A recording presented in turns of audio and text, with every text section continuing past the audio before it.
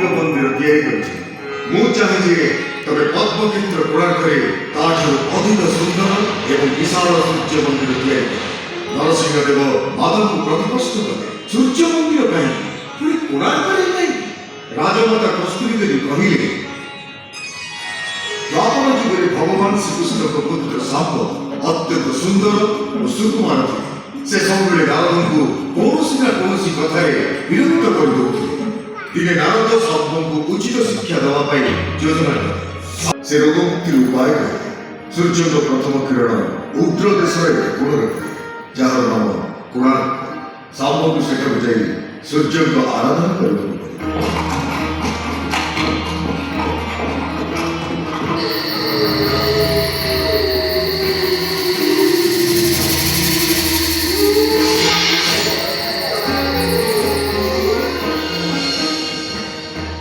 अत्यंत दीर्घ एवं कठिन यात्रा पर सांब निज सैनिक एवं सेवक मान कोणार्कर चंद्रभागा नदी कूल पहुंचे और नित्यकर्म समाप्ति पर से सूर्य को आराधना आरंभ करे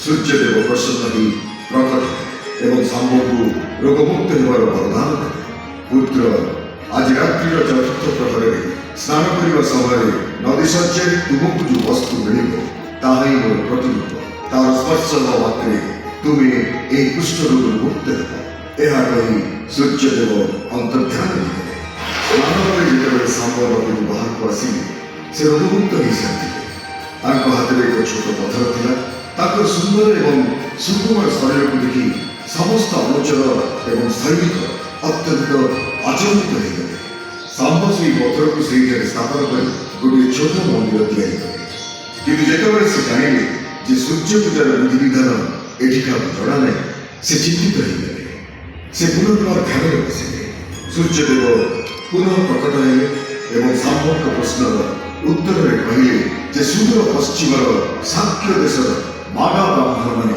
सूर्य पूजार विधि विधान जानी सांब साक्य देश को जहाँ आज महिला जावाई बाहर पड़े मास मास दीर्घ यात्रा पर 18 जन मागा ब्राह्मण परिवार को सांगे कोणार्क फेरी आसे एवं सूर्य मंदिर में पूजा आरंभ राजमाता कस्तूरी देवी नरसिंह देव को कहले जे विवाहर अनेक वर्ष पर्यंत जेतेबेले मु निसंतान थी मो मध्य से सूर्य मंदिर में पूजार्चना कर एवं तुम्हें मते पुत्र रूपे प्राप्त है रानी माता कथा शुणी नरसिंह देव कोणार्क संसार सबुठ सुंदर एवं विशाल सूर्य मंदिर निर्माण करने माता को प्रतिश्रुति देते सदाशिव सामंतराय महापात्र जे शिवी सांतरा नाम लोकप्रिय थे निजर सहयोगी विशु महाराणा सह मिसी मंदिर प्रतिरूप निर्माण कर राजा सम्मुख में उपस्थापित कले नरसिंह देव मंदिर प्रतिरूप देखि अभिभूत हो गए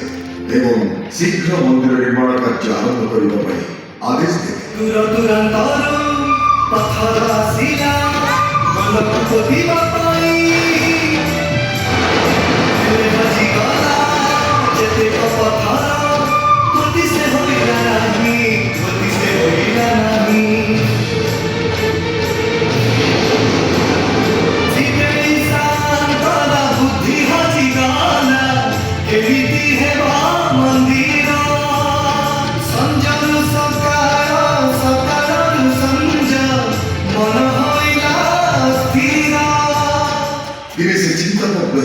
कोणार्क पहुंचे स्वशरे अत्यंत व्याकुल हो पाखे गोटे से कुटीर देखी जो जड़े वृद्धांक सहित भेट भोकरे व्याकुल हो से गरम खाद्य को खाइबा खाद्य मझे हाथ को ले हाथ पुड़ीगला से वृद्ध जन हसी हसी कहले तबे तो शिवी सांतरा पर मछली खाइबा आरंभ कर शिवी सांतरा निजर भूल बुझी पारे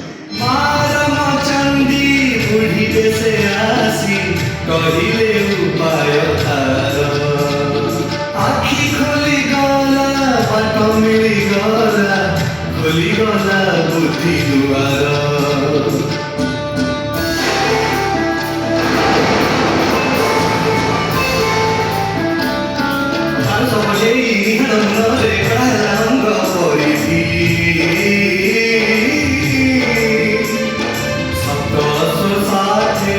ସମୟର ଚକ୍ର କାରୁକାର୍ଯ୍ୟ କଳାର ନିଧି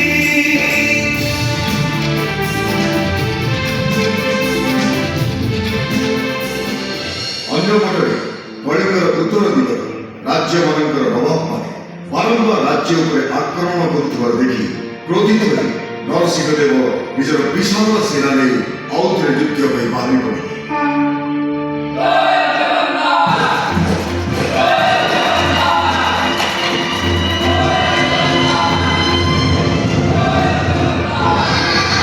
ସମୀପବର୍ତ୍ତୀ ଛୋଟ ବଡ଼ ରାଜ୍ୟମାନଙ୍କ ସହିତ ଶକ୍ତିଶାଳୀ ଗୌତମ ନବାବଙ୍କୁ ମଧ୍ୟ ସେ ଯୁଦ୍ଧରେ ପରାସ୍ତ କରିଥିଲେ।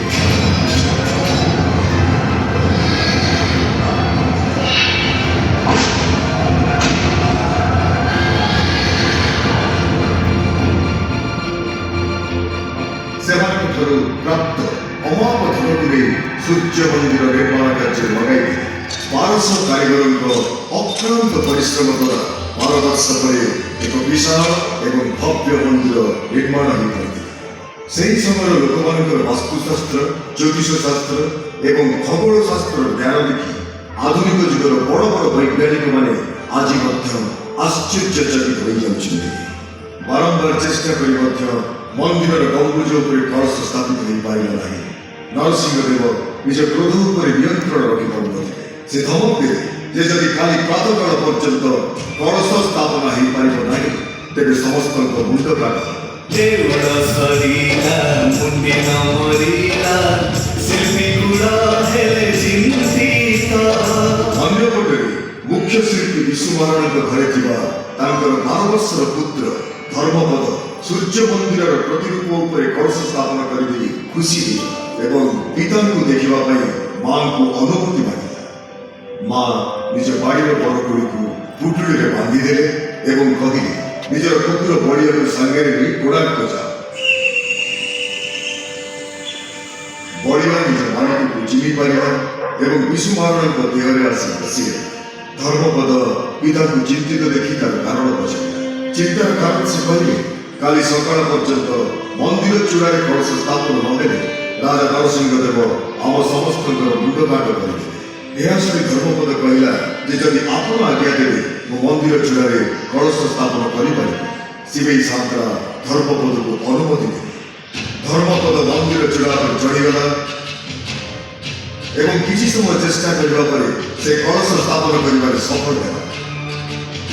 ମନ୍ଦିର ଚୂଡ଼ାରେ କଳସ ସ୍ଥାପନ ହେବା ସଙ୍ଗେ ସଙ୍ଗେ ଗର୍ଭଗୃହର ଚାରିଦିଗରେ ଲାଗିଥିବା ଚୁମ୍ବକ ଗୁଡ଼ିକର ଆକର୍ଷଣ ଦ୍ୱାରା ସୂର୍ଯ୍ୟଦେବଙ୍କ ମୂର୍ତ୍ତି ଶୂନ୍ୟରେ ସ୍ଥାପିତ ହୋଇଗଲା।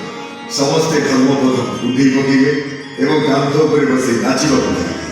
କିଛି କାରିଗର ସାଙ୍ଗେ ସାଙ୍ଗେ ଏହାର ବିରୋଧ ଏବଂ କହିଲେ ଯେ ସକାଳୁ ରାଜା ଯେତେବେଳେ ଜାଣିବେ ଯେ ଏତେ ଛୋଟ ପିଲା କଳସ ସ୍ଥାପନ କରିଦେଲା ଯାହା ଆମେ କରିପାରିବୁ ନାହିଁ ତ ଆମର ଆଉ ବଞ୍ଚି ରହିବା ସମ୍ଭବ ନୁହେଁ। ତେଣୁ ଧର୍ମପଦକୁ ମରିବାକୁ ପଡ଼ିବ। ଏକଥା ଶୁଣି ଶିବେଇ ସାନ୍ତ୍ରା ଅତ୍ୟନ୍ତ କ୍ରୋଧିତ ହେଲେ। ବାଦ ବିବାଦ ବଢ଼ିଯାଏ। ଏକଥା ଦେଖି ଧର୍ମପଦ ଗଭୀର ଚିନ୍ତାରେ ପଡ଼ିଗଲା। ସେ ଭାବିଲା ଯଦି ମୁଁ ବଞ୍ଚି ରହିଲେ ସମସ୍ତଙ୍କ ମୁଣ୍ଡ କାଟ ହେବ ତାଠାରୁ ଭଲ ହେବ ଯେ ମୁଁ ନିଜର ପ୍ରାଣ ବଳିଦେବି ଯାହାଦ୍ୱାରା ସମସ୍ତଙ୍କ ଜୀବନ ରହିଯିବ। ଏହା ଭାବି ସେ ସାଙ୍ଗେ ସାଙ୍ଗେ ନବନିର୍ମିତ ସୂର୍ଯ୍ୟ ମନ୍ଦିରର ଶିଖର ଉପରେ ଚଢ଼ିଗଲା ଏବଂ ତଳେ ବହୁଥିବା ନଦୀର ଗଭୀର ଜଳକୁ ଡେଇଁ ପଡ଼ିଲା। ସୁମହାରଣା ପୁଅ ସେ ଧରମା ମୁଣ୍ଡି ମାରି କଲା ସମାପ୍ତ। ମନ୍ଦିର ଲୁଟେଇ ନିଜ ପ୍ରାଣ ଦେଇ ରଖିଲା ଶିଳ୍ପୀଙ୍କ ମହତ। ବାସ୍ତୁଶାସ୍ତ୍ର ଅନୁସାରେ ନିର୍ମାଣ ହେ ଉତ୍ତରାୟଣ ଦକ୍ଷିଣାୟନ ଆଜି ବି ଝଲସେ କହିଲି କିରଣ ହୁଏ ଯେବେ ସୂର୍ଯ୍ୟ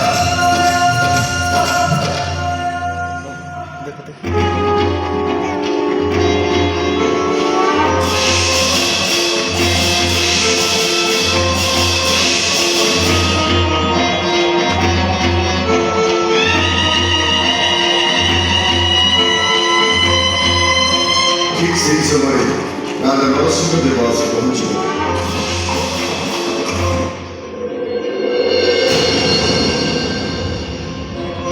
ଏବଂ ସୂର୍ଯ୍ୟଦେବଙ୍କୁ ଶୂନ୍ୟରେ ସ୍ଥାପିତ ହୋଇଥିବାର ଦେଖି ସେ ମଧ୍ୟ ଆନନ୍ଦିତ ହୋଇ ଶିବେଇ ସାନ୍ତାଙ୍କର ଭୁରି ଭୁରି ପ୍ରଶଂସା କଲେ।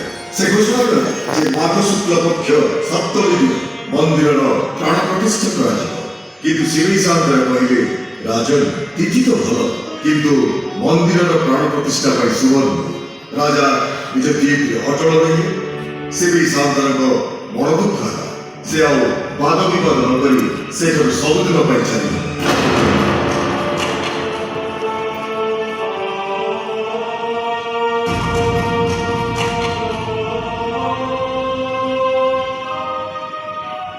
ପୂର୍ବ ନିର୍ଦ୍ଧାରିତ ତିଥିରେ ମନ୍ଦିରର ପ୍ରାଣ ପ୍ରତିଷ୍ଠା ସମ୍ପନ୍ନ ହେଲା।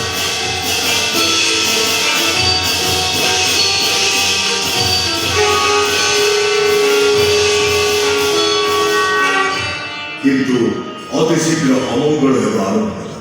ସର୍ବପ୍ରଥମେ ବିରାଟ ସିଂହ ମୂର୍ତ୍ତିଟି ତଳକୁ ଖସିଗଲା। ତାପରେ ମନ୍ଦିରରୁ ଅନେକ ବଡ଼ ବଡ଼ ପଥର ଖସିବା ଆରମ୍ଭ ହୋଇଗଲା।